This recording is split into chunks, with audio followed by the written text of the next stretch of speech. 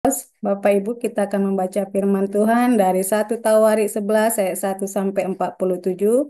Begini firman Tuhan, lalu berkumpullah seluruh Israel kepada Daud di Hebron dan berkata, ketahuilah, kami ini darah dagingmu. Telah lama ketika Saul memerintah, engkaulah yang memimpin segala gerakan orang Israel. Dan Tuhan Allahmu telah berfirman kepadamu, engkaulah yang harus mengembalakan umatku Israel, dan engkaulah yang menjadi raja atas umatku Israel. Maka datanglah semua tua-tua Israel menghadap raja di Hebron. Lalu Daud mengadakan perjanjian dengan mereka di Hebron di hadapan Tuhan. Kemudian mereka mengurapi Daud menjadi raja atas Israel, seperti yang difirmankan Tuhan dengan perantaraan Samuel. Lalu Daud dengan seluruh orang Israel pergi ke Yerusalem, itulah Yebus. Dan di sana orang Yebus adalah penduduk negeri itu. Penduduk Yebus berkata kepada Daud, engkau tidak sanggup masuk kemari. Tetapi Daud merebut kubu pertahanan Sion, yaitu kota Daud. Daud telah berkata, siapa lebih dahulu memukul kala orang Yebus, ia akan menjadi kepala dan pemimpin. Lalu Yoab, anak Jeruya, yang menyerang lebih dahulu, maka ia menjadi kepala. Lalu Daud menetap di kubu pertahanan itu, sebab itu orang menamainya kota Daud. Ia memperkuat kota itu di sekelilingnya, mulai dari Milo, bahkan sekelilingnya seluruhnya. Sedang Yoab membangun kembali selebihnya dari kota itu. Lalu makin lama makin besarlah kuasa Daud, sebab Tuhan semesta alam menyertainya. Inilah kepala-kepala para pahlawan yang mengiringi Daud, yang telah memberi dukungan yang kuat kepadanya, bersama-sama seluruh Israel dalam mencapai kedudukan raja dan yang mengangkat dia sebagai raja. Seperti yang difirmankan Tuhan mengenai Israel. Inilah daftar para pahlawan yang mengiringi Daud. Yasobam bin Hakmoni kepada Triwira. Ia mengayunkan tembaknya melawan 300 orang yang tertikam mati dalam satu pertempuran.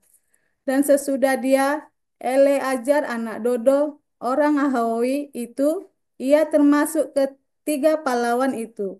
Ia ada bersama-sama Daud di Pas Damim. Ketika orang Filistin berkumpul di sana untuk berperang, ada sebidang tanah ladang penuh jelai di sana. Ketika tentara melarikan diri dari hadapan orang Filistin, maka berdirilah mereka di tengah-tengah ladang itu. Mereka dapat mempertahankannya dan memukul kala orang Filistin. Demikianlah diberikan Tuhan kemenangan yang besar. Sekali datanglah 3 orang dari ke-30 kepala ke gunung batu mendapatkan Daud dekat gua Adulam. Sedang tentara orang Filistin berkemah di lembah Refaim. Pada waktu itu, Daud ada di dalam kubu gunung dan pasukan pendudukan orang Filistin pada waktu itu ada di Bethlehem. Lalu timbullah keinginan pada Daud dan ia berkata, sekiranya ada orang yang memberi aku minum air dari perigi Bethlehem yang ada di dekat pintu gerbang. Lalu ketiga orang itu menerobos perkemahan orang Filistin. Mereka menimba air dari perigi Bethlehem yang ada dekat pintu gerbang, mengangkatnya dan membawanya kepada Daud. Tetapi Daud tidak mau meminumnya, melainkan mempersembahkan sebagai korban curahan kepada Tuhan. Katanya, jauhlah daripadaku ya Allah untuk berbuat demikian. Patutkah aku meminum darah taruhan nyawa orang-orang ini? Sebab dengan mempertaruhkan nyawanya, mereka membawanya, dan tidak mau ia meminumnya. Itulah yang dilakukan ketiga pahlawan itu. Abisai, anak Yoab, dialah kepala ke-30 orang itu. Dan dialah yang mengayunkan tombaknya melawan 300 orang yang mati ditikamnya. Ia mendapat nama di antara ke-30 orang itu. Di antara ke-30 orang itu, ia paling dihormati. Memang ia menjadi pemimpin mereka, tapi ia tidak dapat menyamai Triwira itu. Selanjutnya, Benaya bin Yoyada, anak seorang yang gagah perkasa, yang besar jasanya, yang berasal dari Kabzel, ia menewaskan kedua pahlawan besar dari Moab. Juga pernah ia turun ke dalam lubang dan membunuh seekor singa pada suatu hari bersalju. Pula ia membunuh seorang Mesir, seorang yang tinggi perawakannya 5 hasta tingginya. Di tangan orang Mesir itu ada tombak, seperti pesa tukang tenun. Tetapi ia mendatanginya dengan tongkat, merampas tombak itu dari tangan orang Mesir itu, lalu membunuh orang itu dengan tombaknya sendiri. Itulah yang diperbuat Benaya bin Yoyada. Ia mendapat nama di antara ke-30 pahlawan itu. Sesungguhnya di antara ke-30 orang itu ia paling dihormati. Tetapi ia tidak dapat menyamai Triwira. Dan Daud mengangkat dia mengepalai pengawalnya. Pahlawan-pahlawan yang gagah perkasa ialah juga Asael, saudara Yoab. Selanjutnya, Hanam bin Dodo dari Bethlehem. Samot orang Harod, Heles orang Peloni, Ira anak Ikes orang Tekoa, Abizer orang Anaton, Sibkai orang Husa, Ilai orang Hahoi, Maharai orang Netofa, Helet bin Baana orang Netofa, Itai bin Ribai dari Gibea orang Benyamin, Benaya orang Peraton, Hurai dari lembah-lembah Gaas, Abiel orang Bet Araba, Asmawet orang Bahurim, Eliab, Eliaba orang Saalbon, Hasem orang Gizon, Yonatan bin Sage orang Harari, Ahiam bin Sakar orang Harari, Elifal bin Ur, Efer orang Mekerati, Aya orang Peloni, Ezro orang Karmel, Naarai bin Esbai, Yoel saudara Nathan, Mibar bin Agri, Jelek orang Amon, Naharai orang Beerot, pembawa senjata Yoab anak Jeruya, Ira orang Yetri, Gareb orang Yetri, Uria orang Jabat bin Halai, Adima anak Sija orang Ruben, kepala orang-orang Ruben, dan beserta dia ada 30 orang. Anan bin Maka, Yosafat orang Mitni, Uzia orang Hasitarot, si Siama dan Hielel, Yeiel, anak-anak Hotam orang Aroer,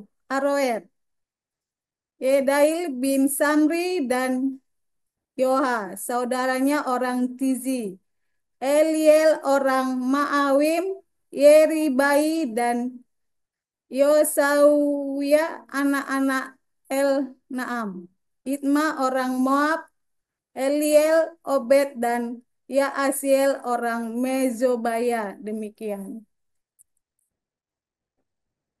Iya, saya akan melanjutkan pembacaan firman Tuhan dari Markus 10 ayat 1 sampai dengan 52. Dari situ Yesus seberangkan ke daerah Yudea dan ke daerah seberang Sungai Yordan, dan di situ pun orang banyak datang mengerumuni dia, dan seperti biasa ia mengajar mereka pula. Maka datanglah orang-orang Farisi, dan untuk mencoba Yesus mereka bertanya kepadanya, apakah seorang suami diperbolehkan menceraikan istrinya? Tapi jawabnya kepada mereka, apa perintah Musa kepada kamu? Jawab mereka, Musa memberi izin untuk menceraikannya dengan membuat surat cerai. Lalu kata Yesus kepada mereka, justru karena ketegaran hatimu lah maka Musa menuliskan perintah ini untuk kamu. Sebab pada awal dunia Allah menjadikan mereka laki-laki dan perempuan. Sebab itu laki-laki akan meninggalkan ayahnya dan ibunya dan bersatu dengan istrinya sehingga keduanya itu menjadi satu daging. Demikianlah mereka bukan lagi dua, melainkan satu. Karena itu, apa yang telah dipersatukan Allah tidak boleh diceraikan manusia. Ketika mereka sudah di rumah, murid-murid itu bertanya pula kepada Yesus tentang hal itu. Lalu katanya kepada mereka, barang siapa menceraikan istrinya lalu kawin dengan perempuan lain, ia hidup dalam perzinahan terhadap istrinya itu. Dan jika si istri menceraikan suaminya dan kawin dengan laki-laki lain, ia berbuat zina. Lalu orang membawa anak-anak kecil kepada Yesus supaya ia menjamah mereka. Akan tetapi murid-muridnya memarahi orang itu.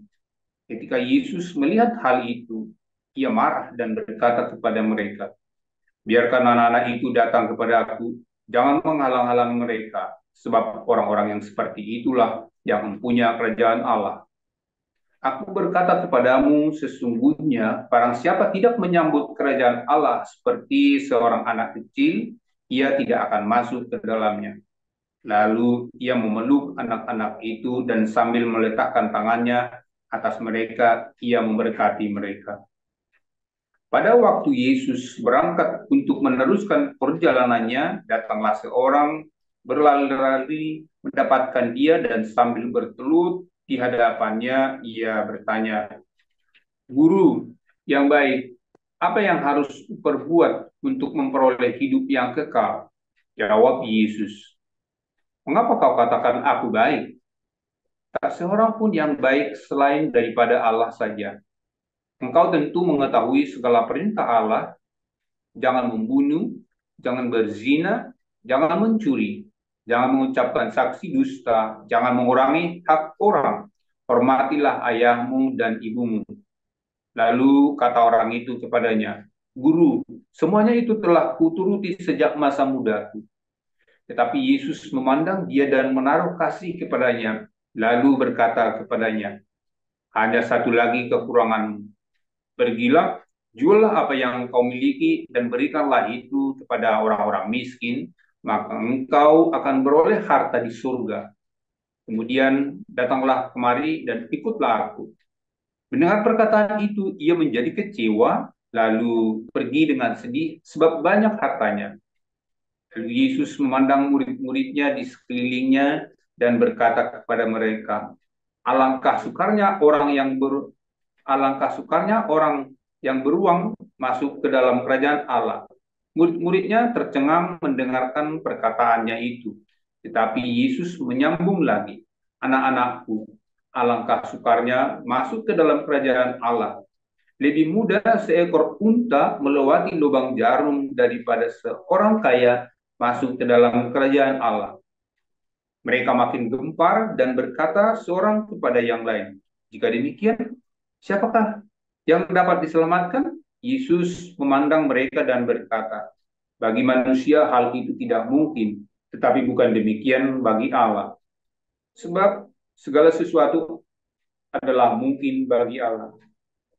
Berkatalah Petrus kepada Yesus, kami ini telah meninggalkan segala sesuatu dan mengikuti Engkau. Jawab Yesus, aku berkata kepadamu, sesungguhnya setiap orang yang karena aku dan karena Injil meninggalkan rumahnya, saudaranya laki-laki atau saudaranya perempuan, ibunya atau bapaknya, anak-anaknya atau ladangnya, orang itu sekarang pada masa ini juga akan menerima kembali 100 kali lipat rumah, saudara laki-laki, saudara perempuan, ibu, anak dan ladang, sekalipun disertai berbagai penganiayaan, dan pada zaman yang akan datang ia akan menerima hidup yang kekal. Tetapi banyak orang yang terdahulu akan menjadi yang terakhir, dan yang terakhir akan menjadi yang terdahulu. Yesus dan murid-muridnya sedang dalam perjalanan ke Yerusalem, dan Yesus berjalan di depan. Murid-murid merasa cemas, dan juga orang-orang yang mengikuti dia dari belakang merasa takut. Sekali lagi Yesus memanggil ke-12 muridnya dan ia mulai mengatakan kepada muridnya apa yang akan terjadi atas dirinya. Katanya, Sekarang kita pergi ke Yerusalem dan anak manusia akan diserahkan kepada imam-imam kepala dan ahli-ahli Taurat dan mereka akan menjatuhi dia hukuman mati. Dan mereka akan menyerahkan dia kepada bangsa-bangsa yang tidak mengenal Allah. Dan ia akan diolok-olokkan, diludahi, disesah, dan dibunuh. Dan sesudah 3 hari, ia akan bangkit. Lalu Yakobus dan Yohanes, anak Zebedeus, mendekati Yesus dan berkata kepadanya, Guru, kami harap supaya engkau kiranya mengabulkan suatu permintaan kami. Jawabnya kepada mereka, apa yang kamu kehendaki, aku perbuat bagimu. Lalu kata mereka, perkenankanlah kami duduk dalam kemuliaanmu kelak, yang seorang lagi di sebelah kananmu, dan yang seorang di sebelah kirimu. Tetapi kata Yesus kepada mereka, kamu tidak tahu apa yang kamu minta. Dapatkah kamu meminum cawan yang harus minum dan dibaptis dengan baptisan yang harus kuterima? Jawab mereka, kami dapat. Yesus berkata kepada mereka, memang kamu akan meminum cawan yang harus minum dan akan dibaptis dengan baptisan yang harus kuterima. Tetapi hal duduk di sebelah kananku atau di sebelah kiriku, aku tidak berhak memberikannya. Itu akan diberikan kepada orang-orang bagi siapa itu telah disediakan. Mendengar itu, Kesepuluh murid yang lain menjadi marah kepada Yakobus dan Yohanes. Tetapi Yesus memanggil mereka lalu berkata, kamu tahu bahwa mereka yang disebut pemerintah bangsa-bangsa memerintah rakyatnya dengan tangan besi dan pembesar-pembesarnya menjalankan kuasanya dengan keras atas mereka. Tidaklah demikian di antara kamu. Barang siapa ingin menjadi besar di antara kamu, hendaklah ia menjadi pelayan. Dan barang siapa ingin menjadi yang terkemuka di antara kamu, hendaklah ia menjadi hamba untuk semuanya. Karena anak manusia juga datang bukan untuk dilayani, melainkan untuk melayani dan untuk memberikan nyawanya menjadi tebusan bagi banyak orang. Lalu tibalah Yesus dan murid-muridnya di Yeriko. Dan ketika Yesus keluar dari Yeriko bersama-sama dengan murid-muridnya dan orang banyak yang berbondong-bondong, ada seorang pengemis yang buta bernama Bartimeus, anak Timeus, duduk di pinggir jalan. Ketika didengarnya bahwa itu adalah Yesus orang Nazaret, mulailah ia berseru, Yesus anak Daud, kasihanilah aku. Banyak orang menegurnya supaya ia diam, namun semakin keras ia berseru, Anak Daud, kasihanilah aku. Lalu Yesus berhenti dan berkata, panggillah dia.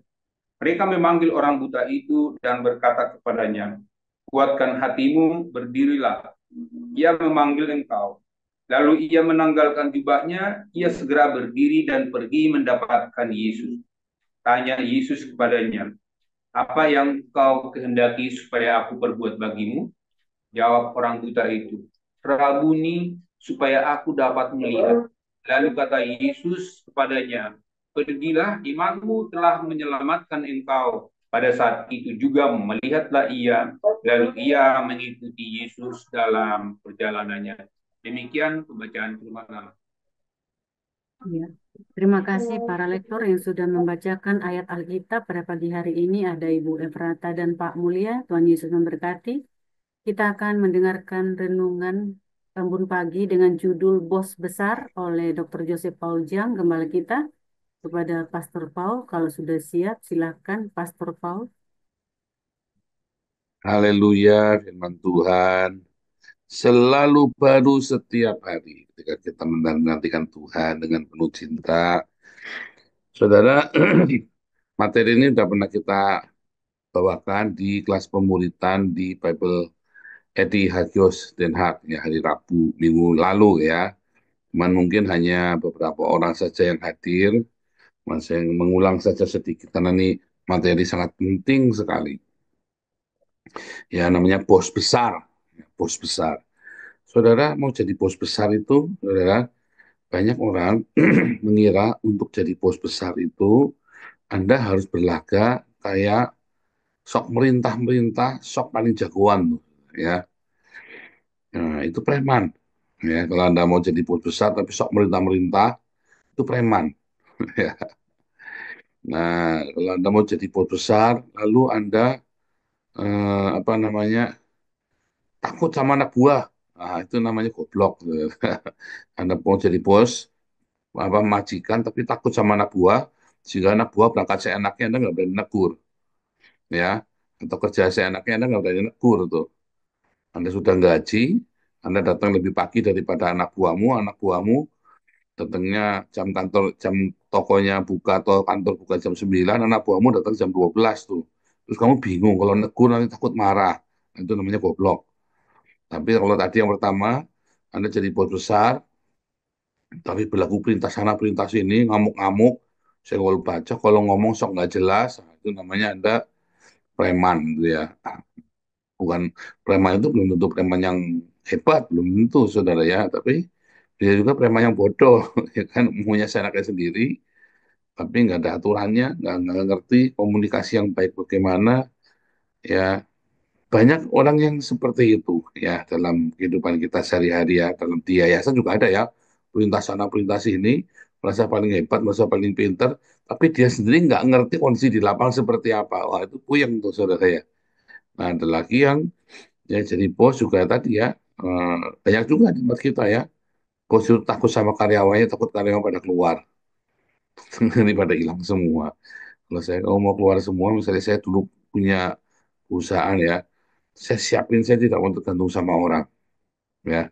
Jadi kalau sampai saya diboikot sama anak buah nih, anak buah itu kadang-kadang nakal, saudara ya. Makanya Anda lihat yayasan-yayasan kita banyak yang pengen boikot tapi nggak pernah bisa ya.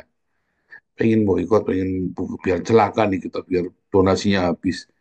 Ya malah pada jungkel sendiri ya. Nah, karena kita siapin, ya, kita siapin semuanya orang-orangnya. Ya, bahkan dalam paling penting sekalipun kita benar-benar ya, benar-benar gimana caranya deh. Nah, saudara, lalu harusnya bagaimana, saudara, supaya kita bisa jadi orang besar, ya, bos besar. Jadi bos besar salah nggak? Nggak salah, nggak salah ya. Kamu tanya si Wise itu kalau dari kecil lo ditanya ya, Wise ini kalau besar mau jadi apa? Saya mau jadi bos, big boss seperti papa. Gitu saudara ya.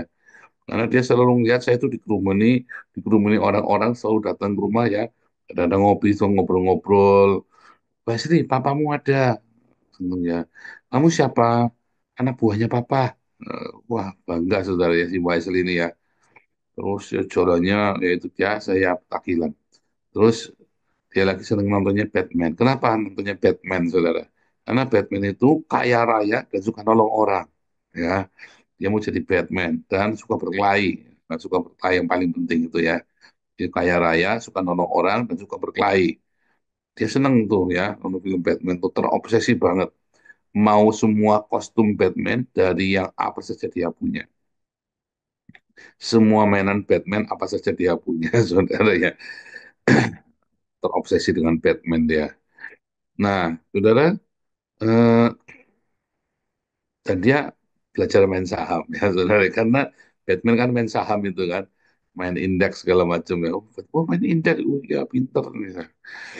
Nah saudara, apa yang membuat seseorang bisa jadi bos besar itu kan tadi film tadi kan, itu jangan dipakai saudara ya, film Batman itu jangan dipakai, tapi buat ceritaan doang. Apa yang membuat orang bisa menjadi bos besar dan tidak salah menjadi bos besar? Tuhan Yesus ngomong dengan sangat jelas, melayani. Barang siapa yang ingin menjadi terbesar di antara kamu, dia harus melayani. Ya, masalahnya kamu tahu nggak arti melayani? Suatu ketika, ya, suatu ketika ada seorang yang melayani jemaat dan dia punya karunia melayani, dia siapin semua dari nyapu, ngepel, beresin bangku, nyiapin makanan. Nah, terus saya juga datang pelayanan. Coba Pak Paul, ini kalau bukan karena hati kita ingin melayani, siapa yang sanggup begini Pak? Eh, itu bukan melayani loh. Saya bilang loh, kok bukan melayani? Iya, itu bukan melayani. Bukan melayani Tuhan. Lalu apa dong saya lakukan ini? Itu lagi melayani jemaat. Kalau kamu udah suka tinggalin aja, nggak apa-apa. Dia kaget, saudara ya. Lalu ketika kamu lagi melayani jemaat, nah, dia bingung, saudara. Lah yang melayani Tuhan yang seperti apa? Melayani Tuhan itu, kamu udah ngerjain semuanya itu, ya, terus orang masih tidak suka sama kamu tuh. Masih dibilang kurang ini, kurang itu. Nah, itu yang namanya melayani. Waduh, dia nggak terima, saudara ya. Udah segitu capek, segitu berat. Nah, itu. Tidak, itu yang namanya melayani. Melayani Tuhan. Ketika kamu sudah lagi kerja berat begitu, terus kamu tidak senang hati, kamu tinggal, itu namanya bukan melayani Tuhan, melayani orang, melayani komunitas. Salah nggak? Nggak salah. Nggak salah. Kalau Anda lagi kerja, saya dulu pernah kerja di bank, ya, saya suka ada training-training dan seringkali saya ketemu sama customer customer service, ya, pelayanan pelanggan, ya, namanya melayani. Mereka kalau nggak senang bisa nggak mundur begitu aja. Lagi ngerjain ya pelangganannya rewel, dibentak sama mereka dia, saudara. Oh, langsung dipecat, saudara. Kamu harus tetap ramah sama pelanggan walaupun kamu udah capek, kamu udah gak suka. Ya, nggak boleh kamu pelanggan kamu bawel amat sih, wah langsung dikeluarin kamu, saudara. Rewel kamu, tabungan tidak seberapa saja mintanya macam-macam. Nggak boleh, saudara. Di belakang dia boleh ngeluh, tapi begitu ketemu customer dan customer itu komplain, direkam apalagi wah dipecat langsung. Bagus kalau cuma dipecat, saudara. Gajinya nggak dibayar pula mungkin ya. Mau tidak mau, suka tidak suka, dia harus tuntaskan pekerjaan pelayanan dia, melayani orang itu, ngeladenin orang itu sampai selesai, baru dia boleh, dia mau keluar keluar sana, enggak apa-apa. Tapi kamu tuntasin dulu orang ini. Nggak boleh kamu lagi tidak sentuh, kamu bangun, dasar farewell, kublok, customer goblok, gitu, nggak pergi sama dia. Nggak boleh, saudara. Tapi di komunitas kita sering yang begitu ya. Lagi tidak senang hati, dia tinggal pergi kerja, tinggal, nggak serah terima, nggak dikasih tahu cara ngelanjutinnya gimana, langsung tinggal pergi aja. Ya nggak, di yayasan kita banyak yang begitu ya. Katanya melayani Tuhan. Ini kalau kamu kerja di bank, melayani di bank kayak gitu, kamu nggak boleh, saudara. Sekalipun kamu digaji dengan layak, atau apa namanya, digaji dengan tidak layak, tapi kamu tidak boleh melakukan begitu di bank. Namanya kamu tidak profesional. Kalau kamu tidak suka, kamu bilang aja keluar. Kan saya bisa cari orang lain. Tetapi melayani Tuhan, paling sering kamu tidak suka ditinggal pergi, dok, bodoh amat, saudara. Itu melayani Tuhan versimu. Benar? Melayani Tuhan. Tuhan gundulmu peang. Saudara ya, yang kamu layani seperti itu kan Tuhan yang gundul peang. Apa utus ini? Kamu kalau melayani Tuhan, tuntaskan sampai tuntas. Sekalipun kamu tidak suka. Itu namanya melayani Tuhan. Ya, kamu ngurus yayasan, pegang proyek, pegang jadi pengurus, tuntas harus sampai tuntas, serah terima tanpa muka. Urusan yang benar sampai tuntas. Kalau perlu ada sesuatu, boleh nelpon kamu.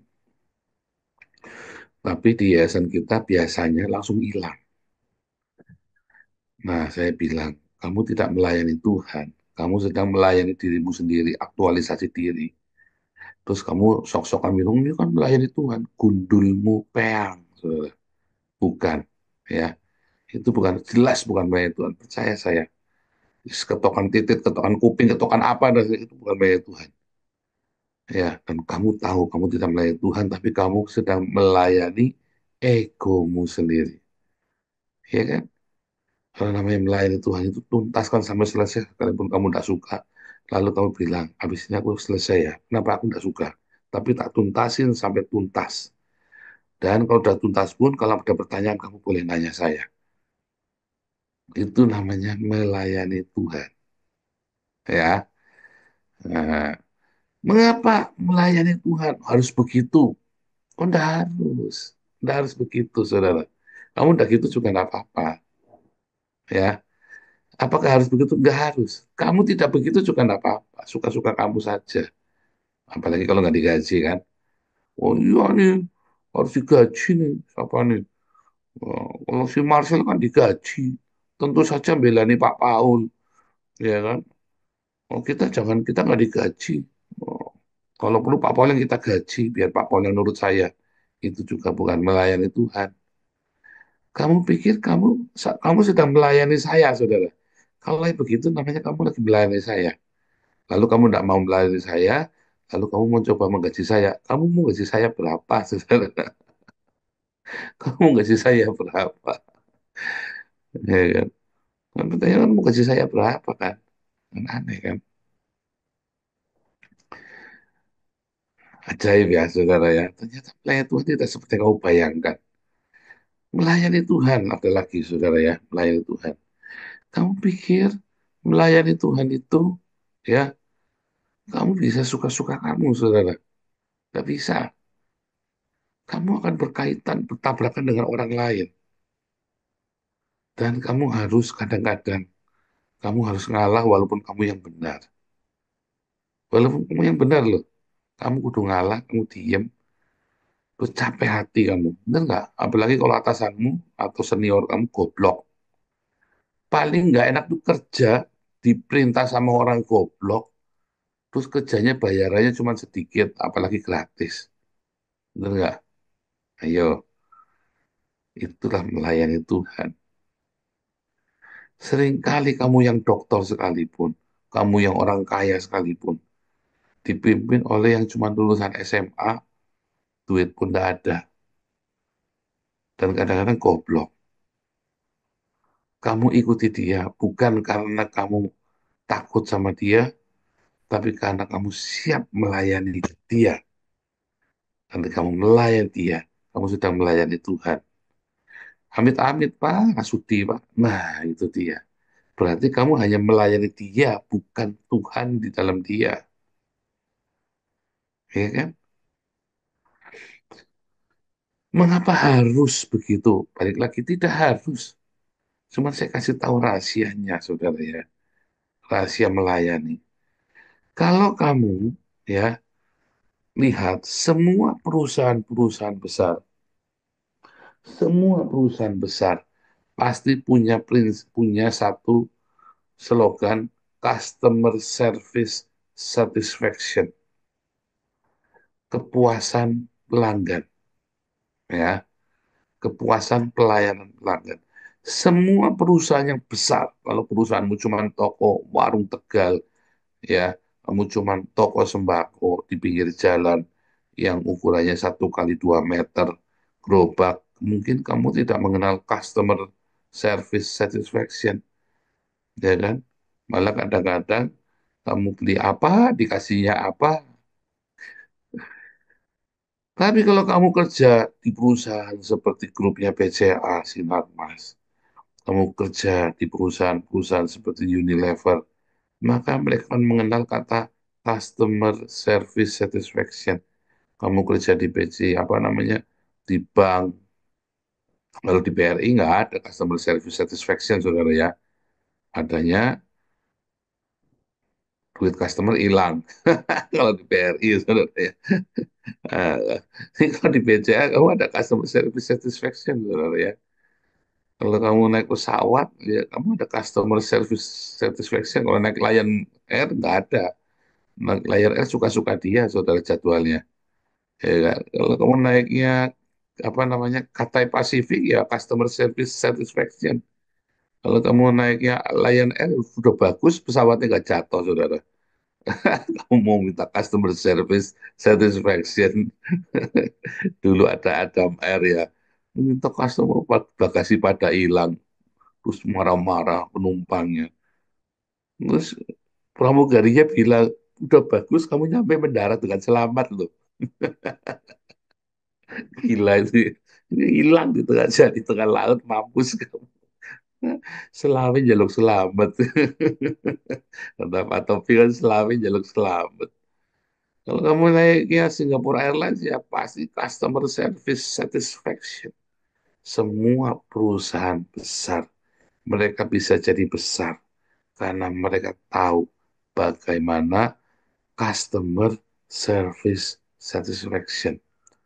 Semua perusahaan besar bisa jadi besar karena dia tahu bagaimana cara melayani. dengan baik. Bukan di tengah-tengah, sekalipun rugi pun dilayani, saudara. Semua bos-bos yang besar pun sama. Dia tahu bagaimana cara melayani atasannya dan bagaimana dia memanage anak buahnya, melayani anak buahnya. Maka dia bisa jadi besar. Semua konglomerat, semua orang kaya kamu lihat, pasti orang itu ya dimulai karena apa? Merendahkan diri. Kalau kamu mau sombong terus, aku nggak sudi kerja sama dia. Itu tadi. Akhirnya apa? Akhirnya kamu nggak sudi sini, kamu sombong, penting sombong kayak papi saya. Begitu ketemu siapanya, nggak sudi, nggak usah. Milih-milih customer. Mulai itu tuh orang-orang Islam itu milih-milih customer, makanya nggak suki-suki, saudara ya. Toko pribumi Islam, milih-milih begitu yang beli Cina, apa kafir, nggak dilayani. Padahal mau borong kan goblok ini, saudara. Iya kan? Pilih supplier, lagi belanja online. Maaf ya, Mbak, kamu Islam apa Kristen? Orang mau belanja tanya agamanya Islam apa Kristen, mana kere terus, saudara ya. Tapi kalau kamu tahu bagaimana customer satisfaction, kamu akan berhasil. Tuhan Yesus ajari kita, kalau diminta berjalan 1 mil, berjalanlah bersama dengan dia 2 mile. Kalau ada yang minta jubahmu, kasihkan bajumu sekalian. Artinya, kalau ada orang beli, ya, kamu lihat ya, ada orang beli rokok, ya, kalau bisa kamu korek apinya kasih gratis, saudara. Kalau ada orang, ya, beli minum, beli minum soda atau kalau bisa kamu sediain es batunya, ya kan? Kalau nggak gelas plastiknya. Kalau ada orang beli beras 10 kilo, saudara ya, kalau bisa kamu disediain plastik udah kemasannya udah bagus. Jangan disuruh mungut sendiri, saudara. Ya, Anda cuma nimbangin, nih, kosok, mana tempatnya? Bingung, saudara. Ada pakai kaos diginiin. Terus berasnya taruhin, goblok, saudara. Ini dodolan etan, saudara ya. Kamu tidak tahu customer service satisfaction, betapa stresnya dia, saudara, nyariin kantong di mana membawa beras 10 kilo sampai kaosnya diginikan, saudara ya. Jangan. Ya, namanya, dia belinya apa, kamu tambahin sesuatu yang ada value-nya. Saudara, Tuhan Yesus, sebelum kamu tahu ngerti ilmu marketing segala macam, Tuhan Yesus ajarin kita bagaimana melayani. Kunci dari keberhasilan, kamu apapun pekerjaanmu, apapun, kalau kamu tahu bagaimana cara melayani, kamu akan sukses. Bukan takut, bukan. Melayani kamu dengan senang hati. Makanya apa? Kalau kamu disuruh jalan 1 mil, kamu kan merasa diperbudak, jengkel. Tapi kalau kamu 2 mil, ya 2 mil aja jalan. Kamu dari Monas mau ke taman, mau disuruh jalan dari Monas sampai ke Gambir, saudara. Wis, kita jalan sampai Taman Sari sekalian, ya kan? Disuruh gotong barang, ya kan? Dimintai tolong sama orang. Riz, tak, kau mau di mana? Rumahku di Pecenongan, ya. Yuk, sekalian sampai Pecenongan, tak antar dari Monas. Dibawain barangnya, saudara. Jadi kamu tidak merasa, kamu yang menawarkan bantuan ke dia. Orang itu kaget. Wah, nanti ngelunjak, pasti ngelunjak. Pasti ngelunjak. Bagaimana kamu caranya supaya orang itu bukan cuma ngelunjak, tapi dia kaget dan akhirnya tergantung sama kamu. Terakhir, ya, biar dikit ya, karena penting ini ya. Saudara, saya kerja di sebuah bank asing ya, di sebuah bank asing di Jakarta, bank Belanda. Ya, saya sering cerita itu ya, saya sering cerita. Di situ saya lulusan dalam negeri yang lain, dari Oxford, dari Harvard, dari mana-mana ya, dari UCLA, dari mana-mana, lulusan luar negeri. Bahasa Inggris saya, bahasa Inggris belepotan, medok Tegal, saudara ya. Tetapi semua kerjaan di situ saya kuasai semua, saudara. Gara-gara orang-orang ini suka memanfaatkan saya. Dan saya tetap melayani dia. Tidak apa-apa. Oh, bikin kopi. Ya, bikin kopi. Padahal tugas saya bukan bikin kopi, ada office boy. Tugas saya itu administrasi, saya ngurusin semuanya ya. Paul, tolong kamu ketemu orang itu. Itu bukan tugas saya ketemu orang India itu, saudara, tugas dia. Cuma dia malas karena itunya orang Indianya rewel dan dia tahu saya bahasa Inggrisnya nggak bagus, sengaja dia jebolkan biar orang India sama saya sama-sama keder, saudara. Sengaja dimakankan, tapi saya tetap belajar. Ya, tapi orang karena saya sabar, orang dia marah-marah, karena saya kan nggak ngerti dia marah apa, saudara. Saya bahasa Inggrisnya nggak bagus. Waduh, gebrak-gebrak. Iya, ya, I'm sorry. We are very sorry for the inconvenience. Oke, dia ngomong apa saya nggak tahu. Kalau yang lain itu nggak mau. Saya sabar, saudara. Maka orang-orang ini suka ngajarin saya bagaimana cara ini, produk-produk ini, produk semua bank. Semua produk di bank itu saya tahu, saudara. Semua sistem keuangan di bank itu saya ngerti. Hanya dalam waktu 1 tahun saya belajar semua sistem di bank itu. Ya, dari semua programnya semua saya pelajari. Gaji mah kecil sekali saya, soal gaji saya waktu itu kalau nggak salah sekitar, saya lupa ya berapa, 2 juta atau 3 jutaan. Sementara yang seumuran sama saya lulusan dari Harvard gajinya 25 juta, saudara. Gaji saya nggak ada nggak sepersepuluhnya, ya. Tapi saya kerjain semua yang dia kerjain, saya kerjain sendiri. Akhirnya saya ngerti semua. Begitu saya mau keluar situ, saya dinaikkan gajinya 3 kali, saudara. Tapi saya bilang goodbye, saya pindah ke perusahaan perkebunan. Karena saya kan yang dari pertanian kan. Goodbye, saya kena kasih 3 kali di situ di perkebunan itu, saudara ya. Intinya, saudara, kamu pengen besar, kamu pengen sukses, kamu harus tahu bagaimana cara melayani. Mau dengan tulus, mau dengan tidak tulus, pokoknya kamu harus tahu bagaimana cara melayani yang benar. Mau kamu keenakan Pak, lunjak Pak, nah itu kesalahan kamu. Lunjak Pak, nih. Berarti kamu, kalau ada orang sampai lunjak, berarti kamu tidak rela kan melayani kan. Orang melayani, yang kamu layani itu 99% lunjak, saudara. Dikasih hati pasti minta rembelah. Lalu bagaimana caranya? Disitulah seninya melayani. Kamu harus tahu bagaimana melayani. Kapan-kapan kita lanjutin ya. Tapi yang sekarang, spiritmu tuh kudu benar, rohmu tuh kudu benar. Kamu pengen berhasil, pengen sukses, melayani. Ya, Tuhan Yesus memberkati.